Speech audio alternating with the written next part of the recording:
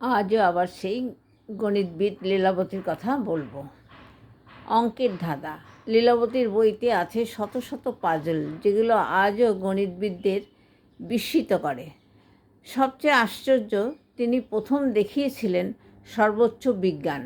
একটি জনপ্রিয় কিংবদন্তি আছে, লীলাবতীর বিয়ের দিন ঘড়ির জলের ঘণ্টার ধ্বনি একটি ছোট্ট ছিদ্র দিয়ে থেমে গিয়েছিল, আর সেই কারণে শুভ মুহূর্ত নষ্ট হয়। সেই আঘাতে ভাস্করাচার্য নাকি প্রতিজ্ঞা করেছিলেন তার কন্যাকে এমন কিছু দেবেন যা কখনো হারাবেন না, যা কখনো ভাঙবে না। সেই উপহার ছিল অঙ্কের বই লীলাবতী। লীলাবতী প্রমাণ করেছেন যে গণিত কোনো কঠিন বিষয় নয়, সঠিক গল্পের সে রূপ নেয় বন্ধুর মতো। লীলাবতীর দর্শন ছিল উপনিষদের মতো গভীর।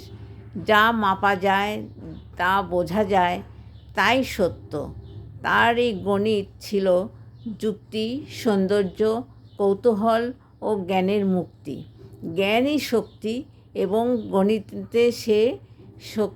গণিত সে শক্তির সবচেয়ে নির্মল রূপ। গণিত সেই শক্তি যেটা সবচেয়ে নির্মল রূপ। তিনি শুধু গণিতবিদ ছিলেন না, তিনি জ্ঞানচর্চার আলো।